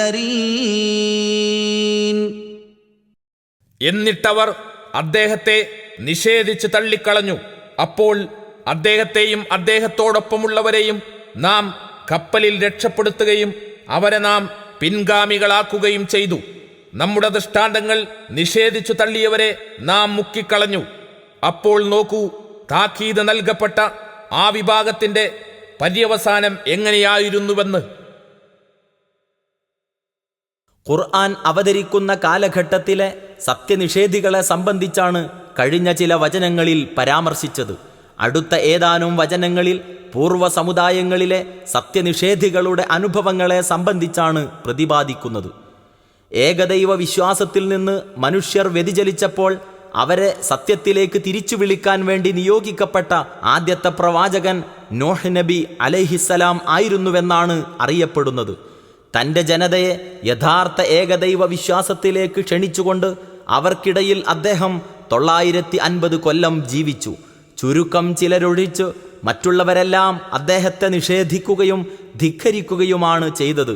തൻ്റെ ദീർഘകാല പ്രബോധനത്തോട് നിഷേധാത്മക നിലപാട് സ്വീകരിച്ച ജനതയെ അഭിസംബോധന ചെയ്തുകൊണ്ട് നൂഹ് അലൈഹിസ്സലാം പറഞ്ഞ വാക്കുകൾ അറേബ്യയിലെ സത്യനിഷേധികളെ കേൾപ്പിക്കാൻ 71-ാം വചനത്തിൽ അള്ളാഹു നബി സല്ലല്ലാഹു അലൈഹി വസല്ലമയോട് ആജ്ഞാപിക്കുന്നു.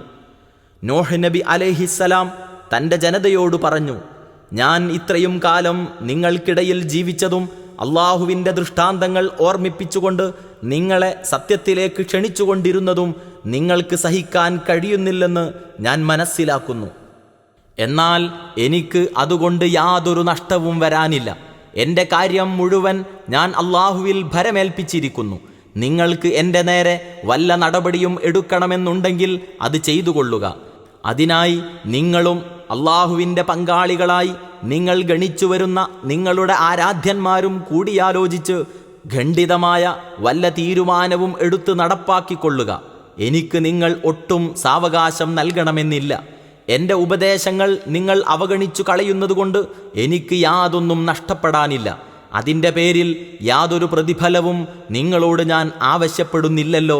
എനിക്ക് പ്രതിഫലം തരേണ്ടത് അള്ളാഹു മാത്രമാണ്. നിങ്ങളുടെ നിലപാട് എന്തായാലും ഞാൻ ഒരു മുസ്ലിമായി അള്ളാഹുവിന് പൂർണ്ണമായി കീഴ്പ്പെട്ടവനായി ജീവിക്കാനാണ് അവൻ എന്നോട് കൽപ്പിച്ചിരിക്കുന്നത്. ഞാൻ ആ കൽപ്പന നിറവേറ്റുക തന്നെ ചെയ്യും. നൂഹ് നബി അലൈഹിസ്സലാമയുടെ ഉപദേശങ്ങളും താക്കീതുകളും ആ ജനത പുച്ഛിച്ചു തള്ളി. തന്മൂലം അള്ളാഹു അവരെ ജലപ്രളയം മുഖേന ശിക്ഷിച്ചു. അള്ളാഹു മുൻകൂട്ടി നിർദ്ദേശിച്ചതനുസരിച്ച് നൂഹ് അലൈഹിസ്സലാം തയ്യാറാക്കിയിരുന്ന കപ്പലിൽ കയറി അദ്ദേഹവും അദ്ദേഹത്തിൽ വിശ്വസിച്ചവരും രക്ഷപ്പെട്ടു. നിഷേധികളായ ജനത മുഴുവൻ മുങ്ങി മരിക്കുകയും ചെയ്തു. അന്ന് രക്ഷപ്പെട്ടവരുടെ പിൻഗാമികളാണ് പിന്നീട് ശാഖോപശാഖകളായി പടർന്നു പന്തലിച്ച മനുഷ്യ സമൂഹങ്ങൾ. ثم بعثنا من بعده رسلا إلى قومهم فجاءوهم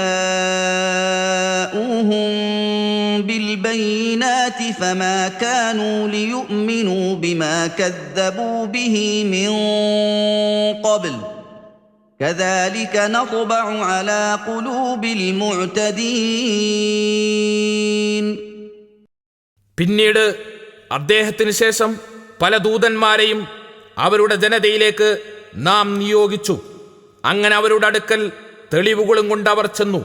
എന്നാൽ മുമ്പവർ ഏതൊന്ന് നിഷേധിച്ചു തള്ളിയോ അതിൽ വിശ്വസിക്കാൻ അവർ തയ്യാറുണ്ടായിരുന്നില്ല. അതിക്രമകാരികളുടെ ഹൃദയങ്ങളിൽ അപ്രകാരം നാം മുദ്രവെക്കുന്നു. ثم بعثنا من بعدهم موسى وهارون إلى فرعون وملئه بآياتنا فاستكبروا وكانوا قوما مجرمين. പിന്നീട് അവർക്ക് ശേഷം നമ്മുടെ ദൃഷ്ടാന്തങ്ങളുമായി ഫിർഔനിന്റെയും അവന്റെ പ്രമാണിമാരുടെയും അടുത്തേക്ക് മൂസായെയും ഹാറൂനെയും നാം നിയോഗിച്ചു. എന്നാൽ അവർ അഹങ്കരിക്കുകയാണ് ചെയ്തത്. അവർ കുറ്റവാളികളായ ഒരു ജനവിഭാഗമായിരുന്നു. നൂഹ് നബി അലൈഹിസ്സലാമയുടെയും അദ്ദേഹത്തോടൊപ്പം കപ്പലിൽ കയറി രക്ഷപ്പെട്ട സത്യവിശ്വാസികളുടെയും അനന്തര തലമുറകളിൽ ചിലരും ബഹുദൈവ വിശ്വാസത്തിലേക്ക് വ്യതിചലിച്ചുപോയി. അപ്പോൾ അവരെ ഏകദൈവ വിശ്വാസത്തിലേക്കും ധാർമ്മിക ജീവിതത്തിലേക്കും തിരിച്ചു വിളിക്കാൻ അള്ളാഹു വീണ്ടും പ്രവാചകന്മാരെ നിയോഗിച്ചു. എന്നാൽ തെറ്റായ വിശ്വാസങ്ങളിൽ നിന്ന് ശരിയായ വിശ്വാസത്തിലേക്ക് മാറാൻ വിസമ്മതിച്ചുകൊണ്ട് അവർ നിഷേധത്തിൽ ഉറച്ചു നിൽക്കുകയാണ് ചെയ്തത്. തെളിവ് സഹിതം സത്യം ബോധ്യപ്പെടുത്തി കൊടുത്തിട്ടും സ്വീകരിക്കാതെ ബഹുദൈവ വിശ്വാസത്തിൽ ഉറച്ചു നിന്നതിനാൽ സത്യത്തിന് പ്രവേശിക്കാനാകാത്ത വിധം അള്ളാഹു അവരുടെ ഹൃദയങ്ങളിന്മേൽ മുദ്രവെച്ചു.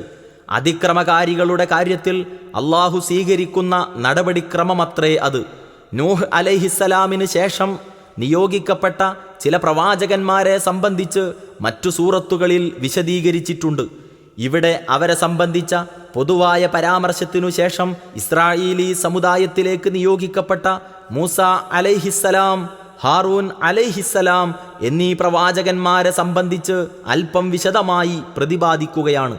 അവരുടെ ജനതയും നൂഹ് നബി അലൈഹിസ്സലാമയുടെ ജനതയെപ്പോലെ അഹങ്കാരവും നിഷേധവും തന്നെ നയമായി സ്വീകരിക്കുകയാണുണ്ടായത്. فلما جاءهم الحق من عندنا قالوا إن هذا لسحر مبين. അങ്ങനെ നമ്മുടെ പക്കൽ നിന്നുള്ള സത്യം അവർക്ക് വന്നെത്തിയപ്പോൾ അവർ പറഞ്ഞു, തീർച്ചയായും ഇത് സ്പഷ്ടമായ ഒരു ജാലവിദ്യ തന്നെയാകുന്നു. قال موسى أتقولون للحق لما جاءكم أسحر هذا ولا يفلح الساحرون. മൂസ പറഞ്ഞു, സത്യം നിങ്ങൾക്ക് വന്നെത്തിയപ്പോൾ അതിനെ സംബന്ധിച്ച് നിങ്ങൾ ഇങ്ങനെ പറയുകയോ? ജാലവിദ്യയാണോ ഇത്? ജാലവിദ്യക്കാർ വിജയം പ്രാപിക്കുകയില്ല. أجئتنا لتلفتنا عما وجدنا عليه آباءنا وتكون لكما الكبرياء في الأرض وما نحن لكما بمؤمنين.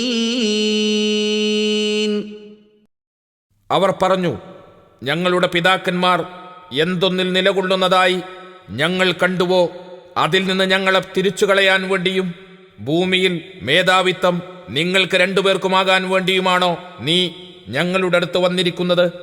നിങ്ങൾ ഇരുവരെയും ഞങ്ങൾ വിശ്വസിക്കുകയേ ഇല്ല. മൂസാ നബി അലൈഹിസ്സലാം അള്ളാഹുവിൻ്റെ ദൂതനാണെന്നതിന് അനിഷേധ്യ തെളിവായിക്കൊണ്ട് അദ്ദേഹം മുഖേന അള്ളാഹു വെളിപ്പെടുത്തിയ ദൃഷ്ടാന്തങ്ങളെയാണ് അവർ ജാലവിദ്യയെന്ന് വിശേഷിപ്പിച്ച് തള്ളിക്കളഞ്ഞത്. മൂസാ നബി അലൈഹിസ്സലാമയുടെ വടി പാമ്പായി മാറുക, അദ്ദേഹത്തിൻ്റെ കൈ വെളുത്തു തെളിഞ്ഞതാവുക എന്നിവയായിരുന്നു ആ ദൃഷ്ടാന്തങ്ങളിൽ പ്രധാനപ്പെട്ടത്. യഥാർത്ഥ ദിവ്യദൃഷ്ടാന്തവും ജാലവിദ്യയും തമ്മിലുള്ള വ്യത്യാസത്തിലേക്ക് ജനങ്ങളുടെ ശ്രദ്ധ തിരിക്കുകയാണ് മൂസ അലൈഹിസ്സലാം ചെയ്തത്. തൽക്കാലത്തേക്ക് ജനങ്ങളുടെ കണ്ണ് കെട്ടാൻ അഥവാ മിഥ്യാഭ്രമമുണ്ടാക്കാൻ മാത്രമേ ജാലവിദ്യക്കാർക്ക് സാധിക്കുകയുള്ളൂ. നിർജീവ വസ്തുവെ യഥാർത്ഥ ജീവിയാക്കാനോ വെല്ലുവിളികളെ നേരിടുന്ന സന്ദർഭത്തിൽ നിർണായക വിജയം കൈവരിക്കാനോ മോക്ഷം നേടാനോ ജാലവിദ്യ പ്രയോജനപ്പെടുകയില്ല എന്ന വസ്തുത അദ്ദേഹം ചൂണ്ടിക്കാണിച്ചു. അപ്പോൾ മൂസ അലൈഹിസ്സലാമക്കും ഹാറൂൻ അലൈഹിസ്സലാമക്കുമെതിരിൽ 2 ആരോപണങ്ങൾ ഉന്നയിച്ചുകൊണ്ട് അവരെ തള്ളിപ്പറയുകയാണ് ഫിർഔൻ പ്രഭൃതികൾ ചെയ്തത്. പൂർവപിതാക്കൾ വഴി പരമ്പരാഗതമായി ലഭിച്ച മതവിശ്വാസത്തിൽ നിന്ന് അവരെ തെറ്റിക്കാനും പുതിയ മതത്തിലേക്ക് ആളുകളെ കൂട്ടിയിട്ട് നാട്ടിൽ മേധാവിത്വം സ്ഥാപിക്കാനുമാണ് മൂസായും ഹാറൂനും ശ്രമിക്കുന്നത് എന്നായിരുന്നു അവരുടെ ആരോപണം. وقال فرعون ائتوني بكل ساحر عليم. ഫിർഔൻ പറഞ്ഞു, എല്ലാ വിവരമുള്ള ജാലവിദ്യക്കാരെയും നിങ്ങൾ എൻ്റെ അടുക്കൽ കൊണ്ടുവരൂ. فلما جاء السحرة قال لهم موسى ألقوا ما أنتم ملقون. അങ്ങനെ ജാലവിദ്യക്കാർ വന്നപ്പോൾ മൂസ അവരോട് പറഞ്ഞു, നിങ്ങൾക്ക് ഇടാനുള്ളതെല്ലാം ഇട്ടേക്കൂ. فلما ألقوا قال موسى ما جئتم به السحر إن الله سيبطله إن الله لا يصلح عمل المفسدين. അങ്ങനെ അവർ ഇട്ടപ്പോൾ മൂസ പറഞ്ഞു, നിങ്ങൾ ഈ അവതരിപ്പിച്ചത് ജാലവിദ്യയാകുന്നു. തീർച്ചയായും അള്ളാഹു അതിനെ പൊളിച്ചു കളയുന്നതാണ്. കുഴപ്പമുണ്ടാക്കുന്നവരുടെ പ്രവർത്തനം അള്ളാഹു സഫലമാക്കുകയില്ല, തീർച്ച. ويحق الله الحق بكلماته ولو كره المجرمون. സത്യത്തെ അവന്റെ വചനങ്ങളിലൂടെ അവൻ യാഥാർത്ഥ്യമാക്കി തീർക്കുന്നതാണ്. കുറ്റവാളികൾക്ക് അത് അനിഷ്ടകരമായാലും ശരി. മൂസ അലൈഹിസ്സലാം പ്രകടിപ്പിച്ച ദൃഷ്ടാന്തങ്ങളെ ജാലവിദ്യയെന്ന് വിശേഷിപ്പിച്ച് തള്ളിപ്പറഞ്ഞതുകൊണ്ട് മാത്രം അതിൽ നിന്ന് ജനശ്രദ്ധ തിരിച്ചുവിടാനോ അതിനെ പ്രതിരോധിക്കാനോ കഴിയില്ലെന്ന് ഫിർഔന് ബോധ്യപ്പെട്ടതിനാൽ വിദഗ്ധരായ ജാലവിദ്യക്കാരെ കൊണ്ടുവന്ന് മൂസ അലൈഹിസ്സലാമയെ തോൽപ്പിക്കാൻ നോക്കണമെന്ന് അവൻ തീരുമാനിച്ചു. നന്നായി ജാലവിദ്യ പഠിച്ച എല്ലാവരെയും വിളിച്ചുകൂട്ടാൻ അവൻ തൻ്റെ ആജ്ഞാനുവർത്തികളോട് കൽപ്പിച്ചു. തങ്ങളുടെ വിദ്യകൾ പ്രദർശിപ്പിക്കാൻ ആവശ്യമായ വടി, കയർ മുതലായ സാമഗ്രികൾ ജാലവിദ്യക്കാർ കൊണ്ടുവന്നിരുന്നു. അതൊക്കെ രംഗത്തിറക്കിക്കൊണ്ട് നിങ്ങളുടെ വിദ്യകൾ ആദ്യമായി പ്രദർശിപ്പിച്ചു കൊള്ളുക എന്ന് അവരോട് മൂസ അലൈഹിസ്സലാം പറഞ്ഞു. അള്ളാഹുവിൻ്റെ ദൃഷ്ടാന്തങ്ങൾ സകല ചപ്പടി വിദ്യകളെയും നിഷ്പ്രഭമാക്കുമെന്ന് മൂസാ നബി അലൈഹിസ്സലാമക്ക് ഉറച്ച വിശ്വാസമുണ്ടായിരുന്നു. മായാജാലക്കാരുടെ മുഖത്ത് നോക്കി അദ്ദേഹം അത് പ്രഖ്യാപിച്ചു. ആശയക്കുഴപ്പമുണ്ടാക്കുകയും ജനങ്ങളെ നാശത്തിലേക്ക് തള്ളിവിടുകയും ചെയ്യുന്നവരുടെ ശ്രമങ്ങളെ അള്ളാഹു നിഷ്ഫലമാക്കുകയും സത്യത്തെ അവൻ സാക്ഷാത്കരിക്കുകയും ചെയ്യുമെന്നും അദ്ദേഹം അവരെ അറിയിച്ചു. ജാലവിദ്യക്കാർ അവരുടെ വടികൾ നിലത്തിട്ടപ്പോൾ അവ പാമ്പുകളായി മാറിയതായി ജനങ്ങൾക്ക് തോന്നി. എന്നാൽ മൂസാ നബി അലൈഹിസ്സലാം തൻ്റെ വടി താഴെയിട്ടപ്പോൾ അത് ഒരു യഥാർത്ഥ സർപ്പമായി മാറുകയും മായാജാല പാമ്പുകളെ മുഴുവൻ വിഴുങ്ങുകയും ചെയ്തു. അഅറാഫ് ത്വാഹ എന്നീ സൂറത്തുകളിൽ ഈ കാര്യം കൂടുതൽ വിശദീകരിച്ചിട്ടുണ്ട്. فما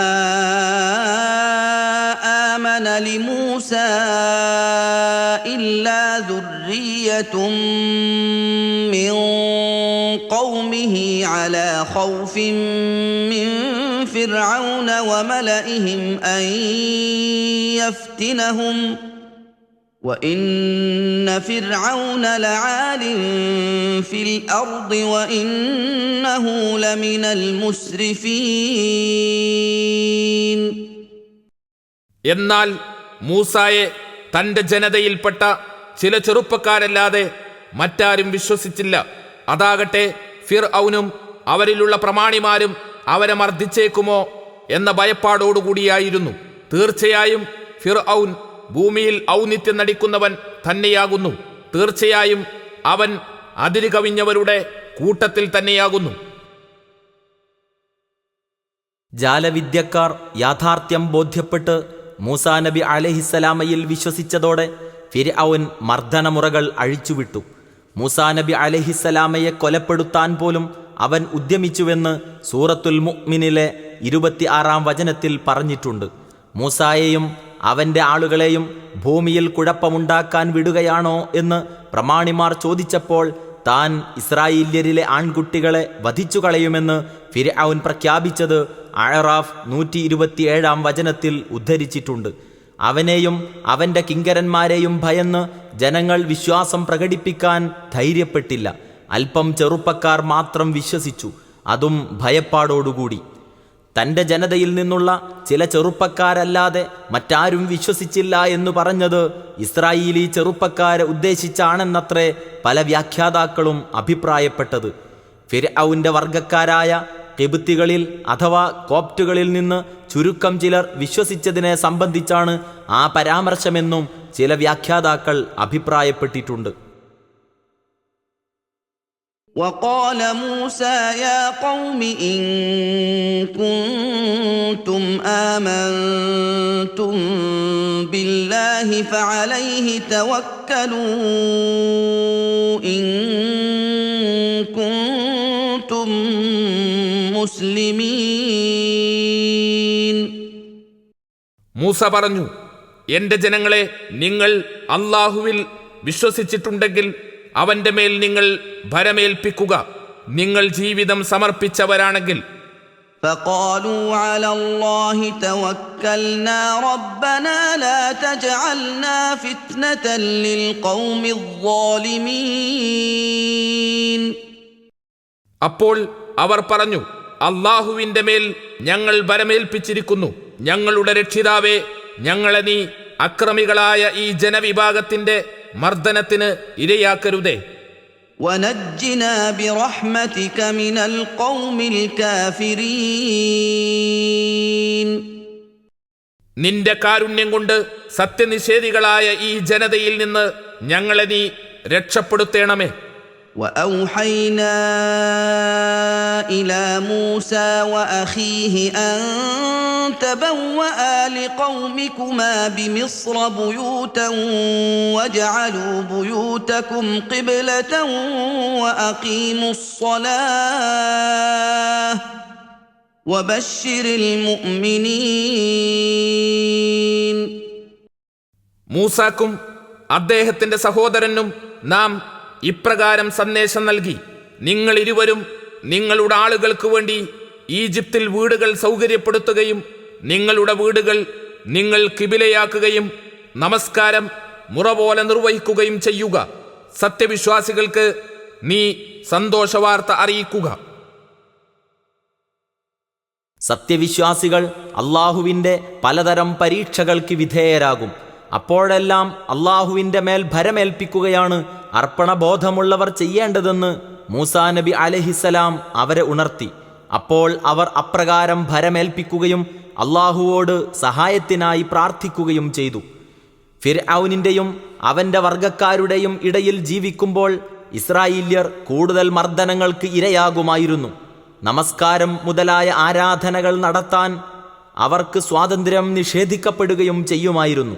അതുകൊണ്ടാണ് അവർക്ക് പ്രത്യേകം വാസസ്ഥലം ഏർപ്പെടുത്താനും ആരാധനാ കർമ്മങ്ങൾ വീടുകളിൽ നടത്താനും അള്ളാഹു കൽപ്പന നൽകിയത്. വീടുകൾ ഖിബലയാക്കുക എന്നതിൻ്റെ വിവക്ഷയെ സംബന്ധിച്ച് ഖുർആൻ വ്യാഖ്യാതാക്കൾ വിവിധ അഭിപ്രായങ്ങൾ രേഖപ്പെടുത്തിയിട്ടുണ്ട്. 1. വീടുകളെ ആരാധനാ സ്ഥലങ്ങളാക്കുക. 2.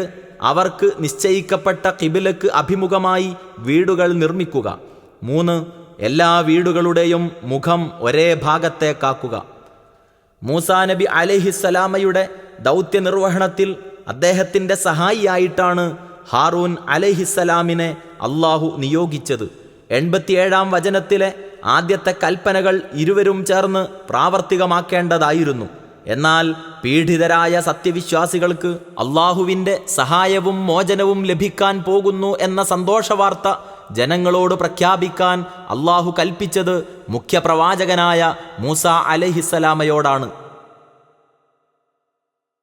وقال موسى ربنا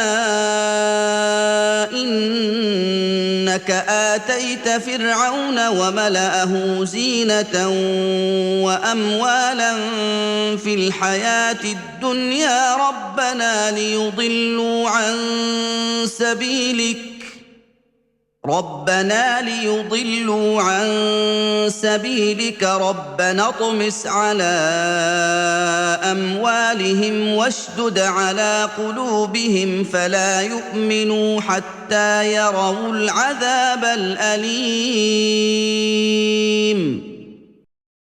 മൂസ പറഞ്ഞു, ഞങ്ങളുടെ രക്ഷിതാവേ, ഫിർഔനും അവന്റെ പ്രമാണിമാർക്കും നീ ഐഹിക ജീവിതത്തിൽ അലങ്കാരവും സമ്പത്തുകളും നൽകിയിരിക്കുന്നു.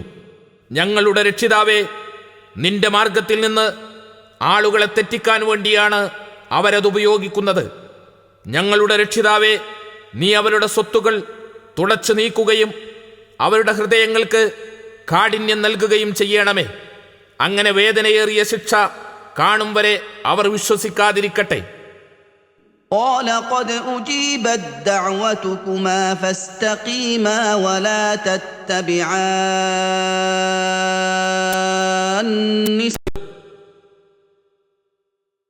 പ്രാർത്ഥന മൂസാ നബി അലൈഹിസ്സലാമയുടെ നാവിലൂടെയാണെങ്കിലും അത് ഹാറൂൻ നബി അലൈഹിസ്സലാമയുടെ മനസ്സിൻ്റെ തേട്ടവും കൂടിയായതുകൊണ്ടാണ് നിങ്ങൾ ഇരുവരുടെയും പ്രാർത്ഥന സ്വീകരിക്കപ്പെട്ടിരിക്കുന്നു എന്ന് അള്ളാഹു അറിയിച്ചത്. ഫിർഔന്മാരുടെ അഥവാ ഫറോവ രാജാക്കന്മാരുടെ ജീവിതം ആഡംബരപ്രമത്തമായിരുന്നു. അവരുടെ ശവക്കല്ലറകളായ പിരമിഡുകളും അവയിൽ സൂക്ഷിക്കപ്പെട്ട വിലപിടിപ്പുള്ള വസ്തുക്കളും അവരുടെ സമ്പൽ സമൃദ്ധിയുടെയും പ്രതാപത്തിൻ്റെയും തെളിവുകളാണ്. ലോകത്തിലെ മഹാത്ഭുതങ്ങളുടെ കൂട്ടത്തിലാണ് ഇപ്പോഴും പിരമിഡുകൾ എണ്ണപ്പെടുന്നത്. ആ കഴിവുകളും സ്വാധീനങ്ങളുമെല്ലാം അള്ളാഹുവിൻ്റെ ദൂതന്മാരെയും സത്യവിശ്വാസികളെയും എതിർക്കാനും സന്മാർഗത്തിൽ നിന്ന് ജനങ്ങളെ അകറ്റാനുമാണ് ഫിർഔൻ വിനിയോഗിച്ചിരുന്നത്. മൂസാ നബി അലൈഹിസ്സലാം അനിഷേധ്യ ദൃഷ്ടാന്തങ്ങൾ കാണിച്ചും സൗമ്യമായി ഉപദേശിച്ചും അവനെയും കൂട്ടുകാരെയും സത്യമാർഗത്തിലേക്ക് നയിക്കാൻ പരമാവധി ശ്രമിച്ചുവെങ്കിലും അതുകൊണ്ട് അവരുടെ ധിക്കാരം വർദ്ധിക്കുകയാണുണ്ടായത്. അവർ ധിക്കാരവും അക്രമവും അവസാനിപ്പിക്കാനുള്ള യാതൊരു സാധ്യതയും കാണാതിരുന്നപ്പോഴാണ് അവരെ ശിക്ഷിക്കാൻ വേണ്ടി മൂസാ അലൈഹിസ്സലാം അള്ളാഹുവോട് പ്രാർത്ഥിച്ചത്. ആ പ്രാർത്ഥന അള്ളാഹു സ്വീകരിച്ചു. ക്ഷാമം, വരൾച്ച, ഉൽപാദനക്കമ്മി, വെള്ളപ്പൊക്കം, വെട്ടുകിളി ശല്യം തുടങ്ങിയ ചെറുശിക്ഷകൾ മുഖേന ആദ്യം അള്ളാഹു അവരെ പരീക്ഷിച്ചു. അതുകൊണ്ടൊന്നും അവർ പാഠം പഠിക്കാൻ തയ്യാറാകാത്തതിനാൽ അവസാനം അള്ളാഹു അവരെ മുക്കി നശിപ്പിച്ചു. ശത്രുക്കളെ ശിക്ഷിക്കാൻ വേണ്ടിയുള്ള പ്രാർത്ഥന അള്ളാഹു സ്വീകരിച്ചത് മൂസാ നബി അലൈഹിസ്സലാമക്കും സഹോദരനും ഏറെ സന്തോഷമുണ്ടാക്കിയ കാര്യങ്ങളാണ്. ആ സന്ദർഭത്തിൽ മതിമറക്കാതെയും വ്യതിചലിക്കാതെയും സത്യത്തിൽ നേരെ നിലകൊള്ളാൻ അള്ളാഹു അവരെ ഉത്ബോധിപ്പിച്ചു. وجاوزنا ببني إسرائيل البحر فأتبعهم فرعون وجنوده بغيا وعدوا حتى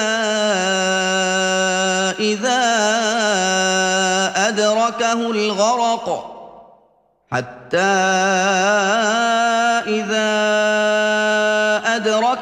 الغرق قال آمنت أنه لا إله إلا الذي آمنت به بنو إسرائيل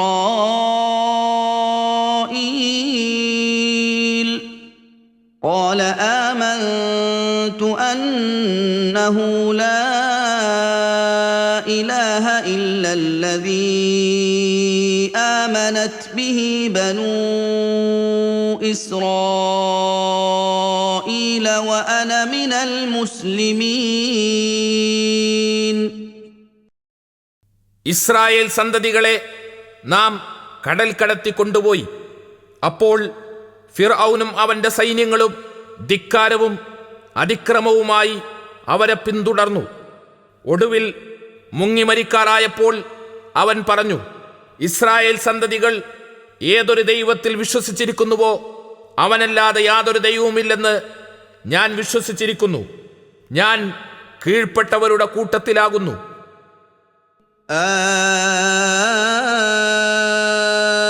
الآن وقد عصيت قبل وكنت من المفسدين. മുമ്പൊക്കെ ധിക്കരിക്കുകയും കുഴപ്പക്കാരുടെ കൂട്ടത്തിലായിരിക്കുകയും ചെയ്തിട്ട് ഇപ്പോഴാണോ നീ വിശ്വസിക്കുന്നത്?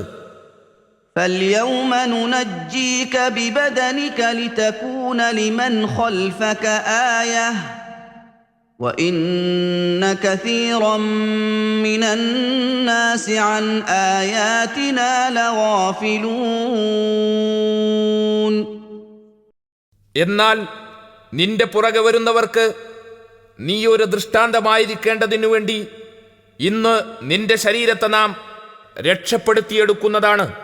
തീർച്ചയായും മനുഷ്യരിൽ ധാരാളം പേർ നമ്മുടെ ദൃഷ്ടാന്തങ്ങളെ സംബന്ധിച്ച് അശ്രദ്ധരാകുന്നു. ഫിർഔന്റെ ധിക്കാരത്തിനും ക്രൂരതയ്ക്കും അന്ത്യം കുറിച്ചതും ഇസ്രായേല്യരുടെ മോചനത്തിലേക്ക് നയിച്ചതുമായ ആ മഹാസംഭവത്തെക്കുറിച്ചാണ് 90-ാം വചനത്തിൽ പരാമർശിക്കുന്നത്. മറ്റു ചില സൂറത്തുകളിലും വിവരിക്കപ്പെട്ടിട്ടുള്ള ആ സംഭവത്തിന്റെ ചുരുക്കം ഇപ്രകാരമാകുന്നു.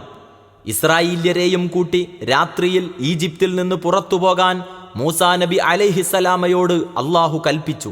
യാത്രയുടെ ലക്ഷ്യം ഫലസ്തീനായിരുന്നു. അവർ കിഴക്കോട്ടു നീങ്ങി ചെങ്കടൽ തീരത്തെത്തി. ഫിർഔനും സൈന്യവും പിന്നാലെയെത്തി തങ്ങളെ പിടികൂടുമെന്നും തങ്ങൾക്ക് രക്ഷപ്പെടാൻ കഴിയില്ലെന്നും ഭയന്ന് ഇസ്രായേല്യർ മുറവിളി കൂട്ടി. മൂസാ നബി അലൈഹിസ്സലാമയുടെ വടികൊണ്ട് കടലിൽ അടിക്കാൻ അള്ളാഹു കൽപ്പിച്ചു. മൂസാ നബി അലൈഹിസ്സലാം അപ്രകാരം അടിച്ചതോടെ കടൽ വെള്ളം 2 പാളികളായി പിളർന്നു നീങ്ങി. ഇരുഭാഗത്തും വെള്ളം മല പോലെ ഉയർന്നു നിന്നു. മധ്യത്തിൽ തുറക്കപ്പെട്ട വഴിയിലൂടെ സഞ്ചരിച്ച് മൂസാ നബി അലൈഹിസ്സലാമയും ഇസ്രായേല്യരും മറുകരയെത്തി. അവർ സ്ഥലം വിട്ട വിവരം അറിഞ്ഞ ഫിർഔൻ സൈന്യസമേതം അവരെ പിന്തുടർന്ന് നേരം പുലർന്നപ്പോഴേക്കും ചെങ്കടൽ തീരത്തെത്തിയിരുന്നു. കടൽ പിളർന്നു നിൽക്കുന്നതും ഇസ്രായേല്യർ നടുവിലെ വഴിയിലൂടെ കടന്നുപോയതും കണ്ടപ്പോൾ അവരെ പിടികൂടാനുള്ള വ്യഗ്രതയോടെ അവരും ആ വഴിയിലൂടെ ഇസ്രായേല്യരെ അനുഗമിച്ചു. ഫിർഔനും സൈന്യവും കടലിനു നടുവിലേക്ക് കടന്നതോടെ ഇരുഭാഗത്തും മാറി നിന്നിരുന്ന ജലഭിത്തികൾ കൂട്ടിമുട്ടുകയും അവർ ഒന്നടങ്കം മുങ്ങി നശിക്കുകയും ചെയ്തു. മൂസാ നബി അലൈഹിസ്സലാമയുടെ പ്രാർത്ഥനയിൽ സൂചിപ്പിച്ചതുപോലെ അള്ളാഹുവിൻ്റെ ശിക്ഷ നേരിൽ കണ്ടപ്പോൾ ഫിർഔന് ബോധം വന്നു. മുങ്ങി മരിക്കുമെന്ന് ഉറപ്പായ സമയത്ത് അവൻ സത്യവിശ്വാസം പ്രഖ്യാപിച്ചു. പക്ഷേ അള്ളാഹു അത് സ്വീകരിച്ചില്ല. അവൻ ചോദിച്ചു, ഇതുവരെ അനുസരണക്കേടും ധിക്കാരവുമായി വിഹരിച്ചിട്ട് മരണം മുന്നിൽ കണ്ട ഈ അവസരത്തിലാണോ വിശ്വസിക്കാൻ തോന്നിയത്?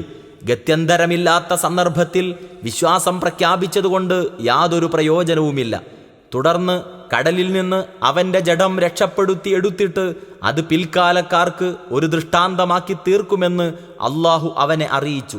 ഫിർഔൻ മുങ്ങി മരിച്ച ശേഷം അവൻ്റെ ശവം ഒരു മണൽത്തിട്ടയിൽ അടിഞ്ഞുവെന്നും അതു കണ്ടപ്പോൾ താൻ ദൈവമാണെന്നും അത്യുന്നതനാണെന്നും മറ്റും അവൻ വാദിച്ചിരുന്നത് തികച്ചും തെറ്റാണെന്ന് ജനങ്ങൾക്ക് ബോധ്യമായെന്നും റിപ്പോർട്ട് ചെയ്യപ്പെട്ടിട്ടുണ്ട്. അടുത്ത കാലത്ത് ഒരു ശവക്കല്ലറയിൽ നിന്ന് കണ്ടെടുത്തിട്ട് ഈജിപ്തിലെ ഒരു മ്യൂസിയത്തിൽ സൂക്ഷിച്ചിട്ടുള്ള ജഡം മൂസാ നബി അലൈഹിസ്സലാമയുടെ ശത്രുവായിരുന്ന റാംസിസ് 2 എന്ന ഫിർഔനിൻ്റേതാണെന്ന് കരുതപ്പെടുന്നു.